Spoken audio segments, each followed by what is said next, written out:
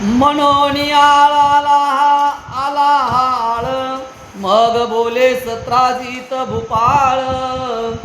गणेश चतुर्थीसी चंद्रमंडळ, काय निमित्त न पाहावे. हो, कृष्ण भगवंतानं सत्राजिताला सांगितलं, आमच्यावर आळ का आला. गणेश चतुर्थी दिवशी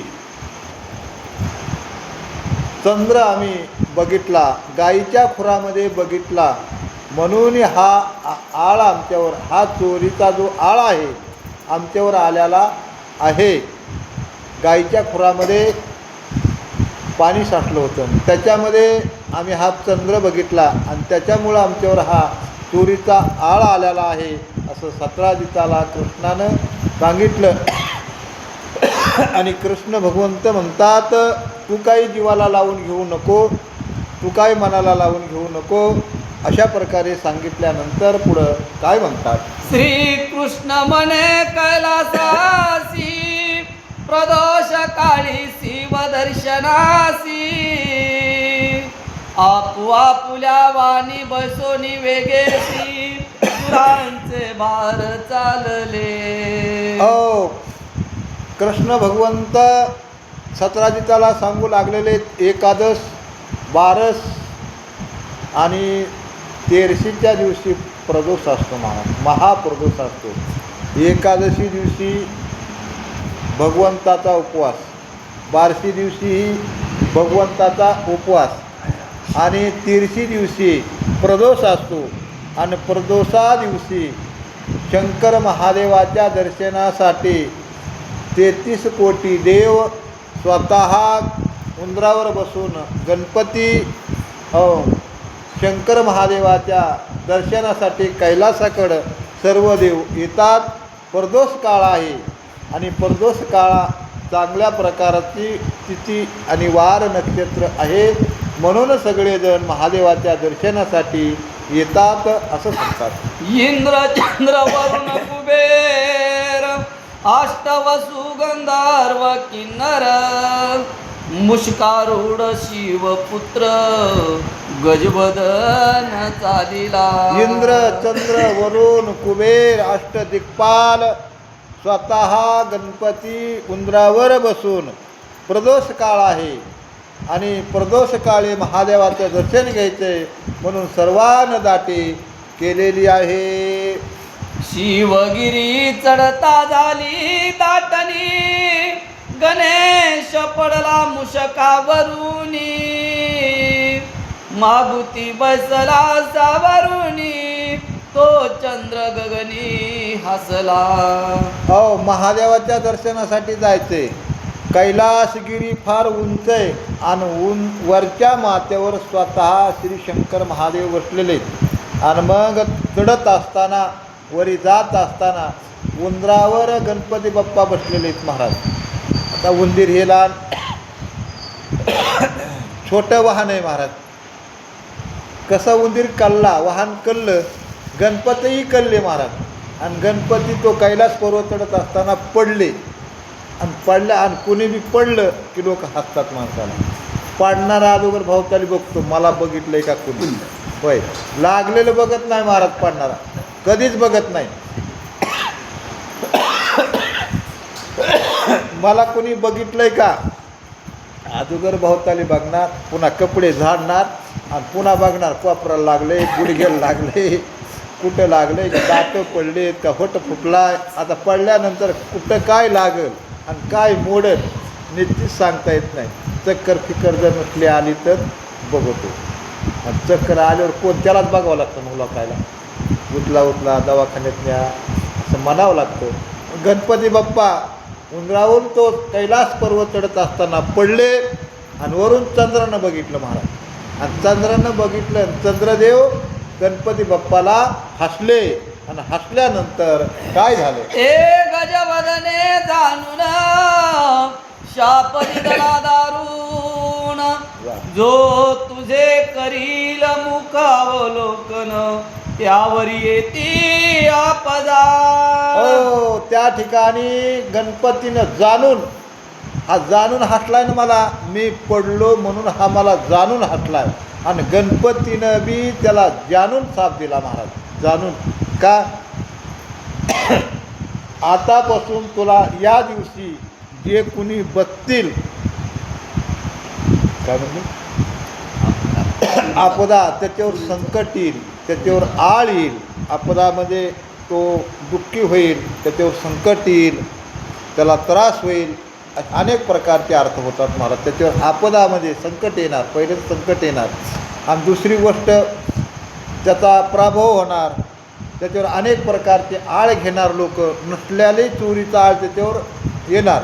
अशा प्रकारची आपदा जो कोणी तुझं तोंड बघल, अशा प्रकारे गणपती बाप्पानं जाणून शाप चंद्राला दिलेला आहे. ऐसे चंद्र ऐकिले मुका फुल्याच्या दिले, वा. मग सकाळ देवी प्रार्थिले गजवदनासी त्यावेळे. अशा प्रकारे गणपती बाप्पानं चंद्राला शाप दिला, चंद्रानं तो ऐकिला.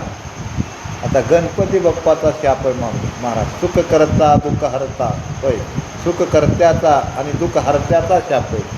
हो, जो सुख देतो तो दुःख हरवतो, मग तो दुःख देणार नाही का? त्याच्या शापामुळं दुःख भेटणार नाही का? म्हणून करता चंद्राला त्या ठिकाणी भीती वाटली आणि चंद्रदेवाने सगळ्या देवाची विनंती केली, हा शाप माघारी गणपती बाप्पाला घ्या म्हणावा. म्हणून सगळे देव गणपती बाप्पाची विनंती करतात. गणपती बाप्पा काय म्हणतात? केले देवी बहुत स्तवन, तेने गणेश झाला सुप्रसन्न. देव म्हणती चंद्राचे शाप मोचन, करावे जी कृपाळुवा, करावे जी कृपाळुवा. सगळ्या देवांनी मिळून गणपती बाप्पाचं स्तवन, गणपती बाप्पाची स्तुती केलेली आहे. प्रथम नमन करो गणनाथा, उमा शंकराची आसुता, चरणावरी ठेवून माता, साष्टांगी आता दंडवत. असे सगळ्या देवांनी मिळून गणपती बाप्पाची स्तुती आणि स्तवन केलेलं आहे. गणपती बाप्पा प्रसन्न झाले आणि गणपती बाप्पा प्रसन्न झाल्यानंतर काय महाराज? सुख करता दुःख हरता वार्ता विघ्नासी, नुरी पुरी प्रेम कृपा दयाची. होय, काही तूच नाही महाराज, पिढा सगळी नाहीशी करतो. गणपती बाप्पा शाप आपलं प्रसन्न झाले आणि उपशाप गणपती बाप्पानं दिलेला आहे. मग चंद्र आणोनी त्यावसरी, घातला गणपतीच्या पायावरी. वा. म्हणे माझे वरद चतुर्थीची निर्धारी, वदन याचे न पाहावे, वदन याचे न पहावे. सगळ्या देवांनी गणपती बाप्पाची स्तुती तवन केलं. गणपती बाप्पा प्रसन्न झाले आणि प्रसन्न माणूस झाल्यावरच त्याला काहीतरी मागावं महाराज. क्रोधामध्ये कुणी देतही नाही, त्याच्यासमोर जबाबी नाही माणसानं महाराज, मग जास्त राग येतो माणसाला, आहे का नाही? गणपती बाप्पाची स्तुती केली, प्रसन्न झाले. मग सगळ्या देवांनी चंद्राला आणलं आणि गणपती बाप्पाच्या पायावर घातलं, दर्शन घेतलं आणि गणपती बाप्पानं उपशाप दिला. काय करा बाबा, पाणी आता पकलत नाही, जेवण मी नाही केलं. गणपती बाप्पानं सांगितलं, माझ्या वरद चतुर्थी दिवशी जो कोणी ह्याला पाहिल का, म्हणजे ह्याचं तोंड पाहिल का आणि त्याच्यावर संकट आल्याशिवाय राहणार नाही. इतर काळामध्ये ह्याला जरी पाहिलं तरी काही होणार नाही. वरद चतुर्थी महाराज आमुष्या झाल्यानंतर चौथ्या दिवशी, बरं का, पौर्णिमा झाल्यानंतर चौथ्या दिवशी तर चंद्र बघितल्याशिवाय तर जेवणच करीत नाहीत आपण.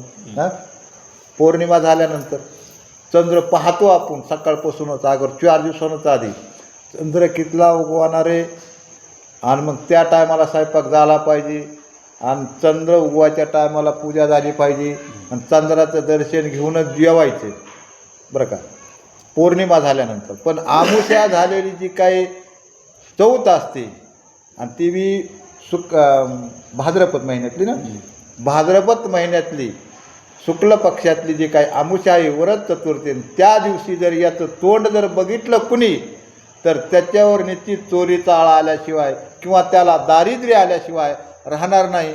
असा एवढा मात्र चमत्कार गणपती बाप्पानं ठेवला. का? गणपती बाप्पा पडले आणि चंद्रदेव हसले म्हणून त्याची शिक्षा कायम स्वरूपाची त्यालाही ठेवली आणि बघणाऱ्याला सुद्धा ठेवलेली आहे.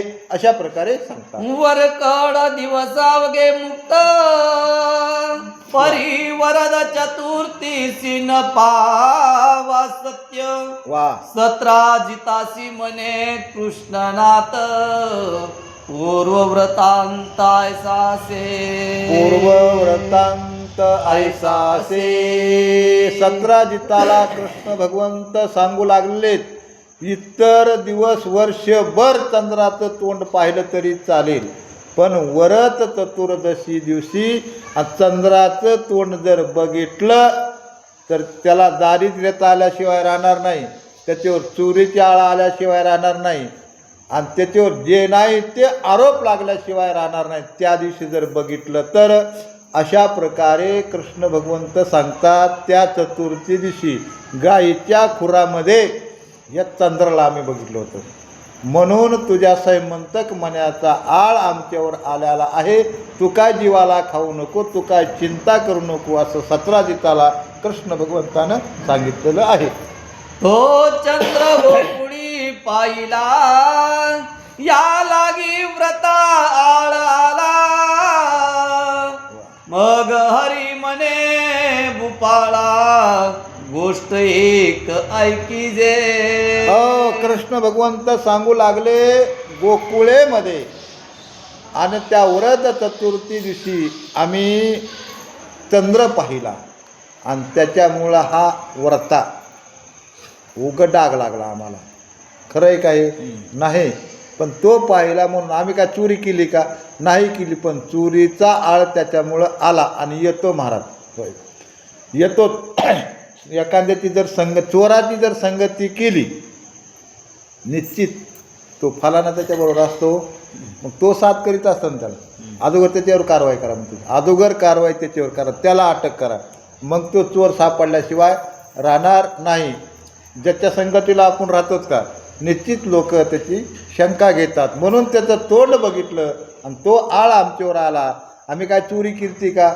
अशा प्रकारे कृष्ण भगवंत म्हणतायत. आम्हासी सत्य भामे ऐसे दिदले रत्न इतुके न्यामुचे समाधान. समाधान मनी तुम्ही जा घेऊन आग्रहे श्रीकृष्णे दिदला.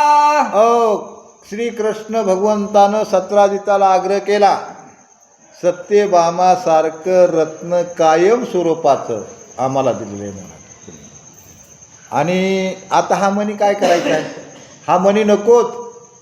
हे 17 हे आपली जी काय सत्यभामा आहे का, हे खूप मोठं रत्न आहे.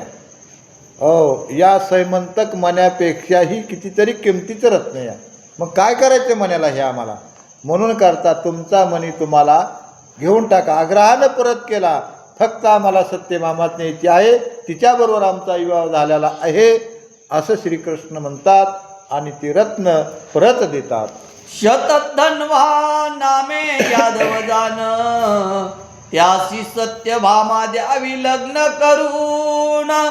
हा पूर्वी नेम होता तो सांडून कन्या दिदली श्रीकृष्णा ते.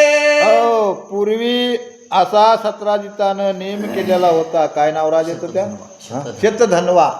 शतधन्वाला द्यायची ठरवलेली होती, तो नेम केलेला होता. पहिलं नेम करायचे लोक महाराज, पाळण्यालाच बाशिंग बांधायचे असा नेम होता लोकांचा. पाळण्याला बाशिंग बांधलं आणि ते एकदा वचन दिलं, ते वचन मोडीत नव्हते, पण या 17 जितानं मोडलं. त्याला द्यायची ठरवली ती, जमलं होतं, पण तिकडं मोडलं आणि कृष्णाला दिली. हे शतधन्वाला माहीत झालं. पुढं काय होतं हे जर स्वामी सांगतात. शतधन्वाना सत्यभामा माझी ललना ती कशी दिदली श्रीकृष्णा तो द्वेष मनी धरोनी जाना शतधनवा पातला. ओ सत्यभामा माझी नवरी होणार आहे, सत्यभामा माझी बायको होणार आहे, हे अगोदर ठरलेलं होतं, दिलेली होती. सत्यधन्य माहीत झालं, माहीत झाल्याबरोबर पुंडलिकावर विठ्ठल श्री ज्ञानदेव